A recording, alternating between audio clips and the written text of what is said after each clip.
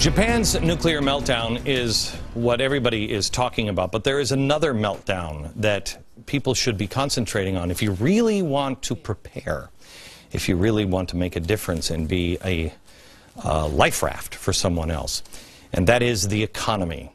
Japan has the largest amount of debt in the world.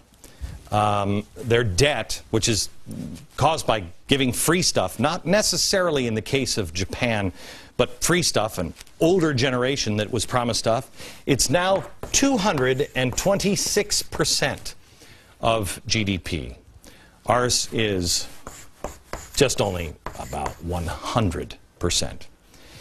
Japan, when you have a debt, because you're giving out free stuff, you need to sell bonds, our treasury bonds, Japan's bonds. Those are loans to buy free stuff. China or we would come in and buy bonds. They buy our bonds. So we can buy more free stuff and give it to people that we can't afford. That's like a credit card. That's what the bonds are. There are credit cards. Japan's bond market is the second largest in the world. We're the biggest.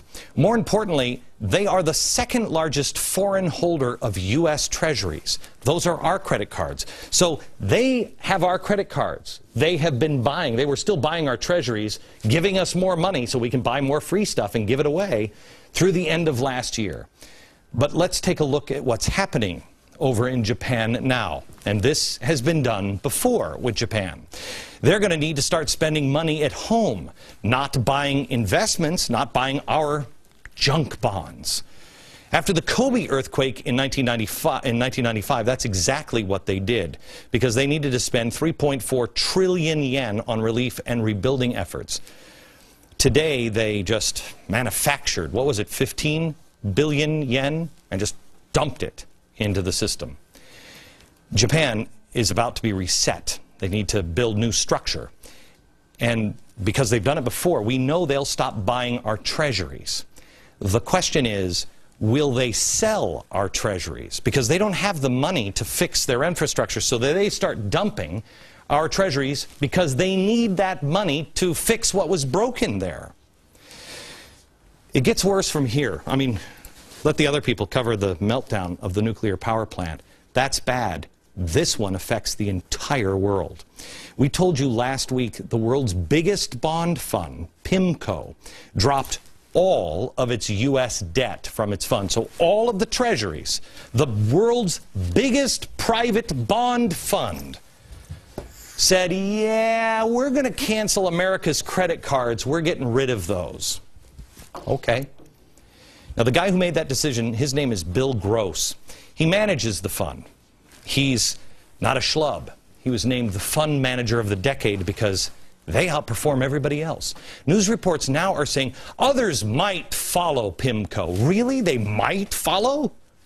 Might? PIMCO runs the world's largest private bond fund, more successful than anybody else.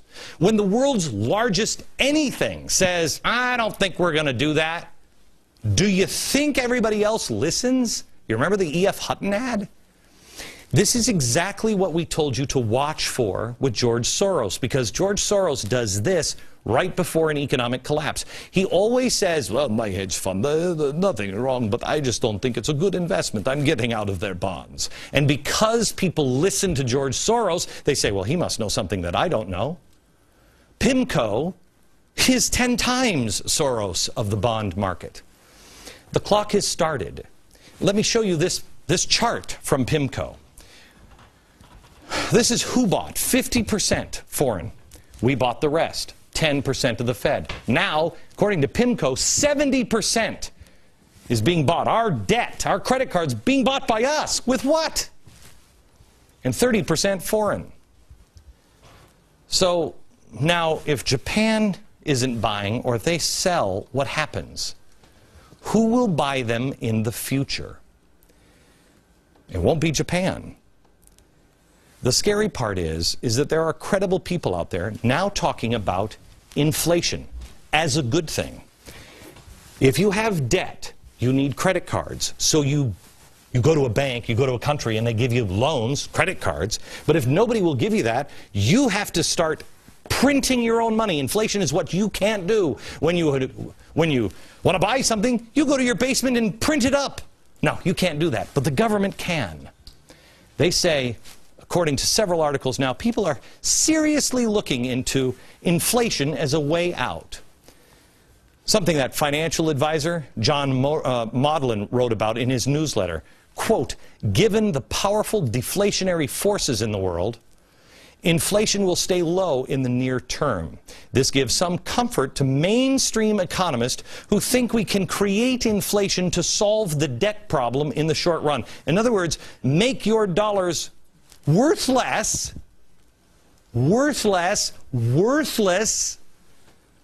to pay off the debt. A secondary warning, what's happening in Japan.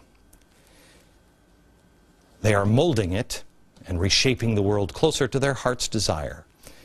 Socialists, the Fabian socialists, remodeling and remolding the world. I showed you in the beginning that Soros is trying to sway what is happening with the nuclear power plants. We showed you that China is now, strangely, trying to convince people that an ally is Japan. But what does all of it mean? What does it mean to us? What does it mean to you? What does it mean to your bank account? Well, I want to show you here the various countries where preceding hyperinflation, what was happening. Look at this. Before hyperinflations, France, Bolivia, Brazil, Poland, Germany, Japan, and the United States. Now, Japan is slightly over 40%, and here's where we are at 45%. Where are we? There we are, 45%. Who's going to buy our debt? Japan's central bank injected I thought it was billion, but it is trillion, isn't it? $1 trillion, or trillion yen. That's $183 billion right into the market to stabilize their economy. The nuclear meltdown story is the one everybody is talking about. But the one that really truly affects every human on Earth is the possibility of the global economic or bond meltdown. That is the threat. Into breaking news, starting at 6 a.m. Get the stories impacting our nation and our nation's capital. Weekends starting at 6 a.m. Don't miss a minute of Fox and Friends.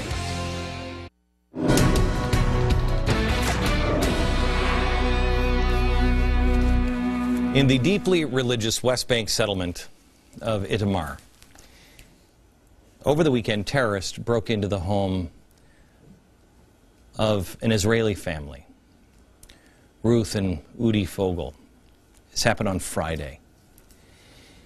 It was a night of bloodshed that Charles Manson couldn't have imagined. It has left the Fogel family, friends, and all of Israel in shock and devastated.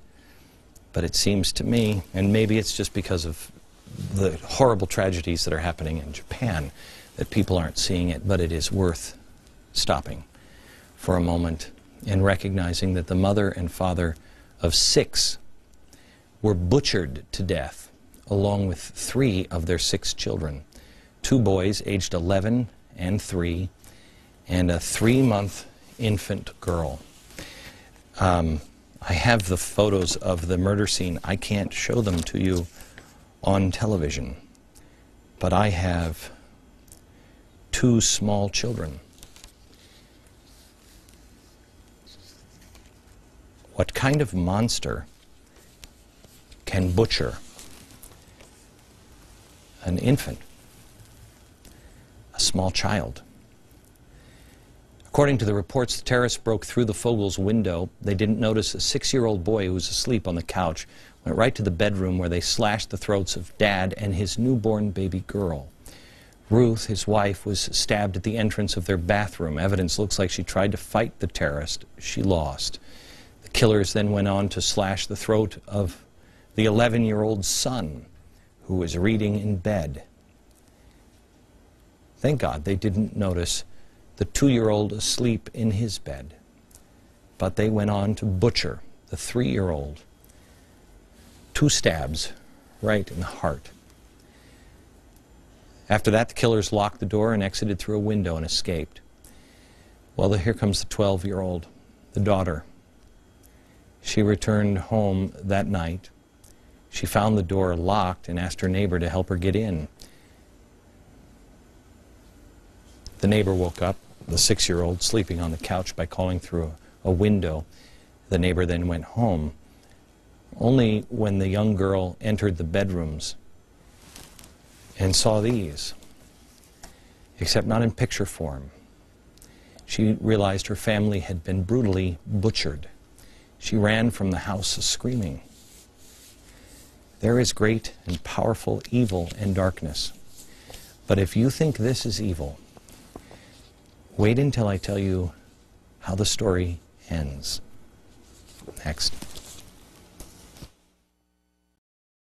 In the 1960s, I was too young to remember Charlie Manson, but Bernadine Dorn talked about, and they stabbed the pregnant one in the belly. That's Bill Ayer's wife. Powerful evil. I just told you the story of what happened in Israel this weekend, and the killing of this family. Pictures that I can't show you on television. It is horrific what they did. But if you think that's bad, now let me show you the pictures that I can show you on television. The reaction of the Gaza residents. I find this even more disturbing. After terrorists slaughtered a family, innocent babies, they passed out candies. One resident said the joy was natural, quote, a natural response to the harm settlers inflict on the Palestinian residents in the West Bank. The same people that danced in the streets to celebrate the deaths of 3,000 Americans on 9/11. We are living in times that I believe God will judge each of us for what we do and do not do. And if it's not God, it will at least be historians.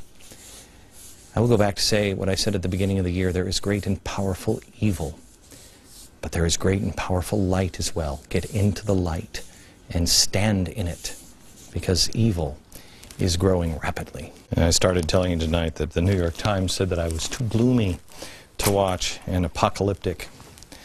Well, so be it. It's the truth. The truth has no agenda. You watch the rest of the week from New York. Good night, America.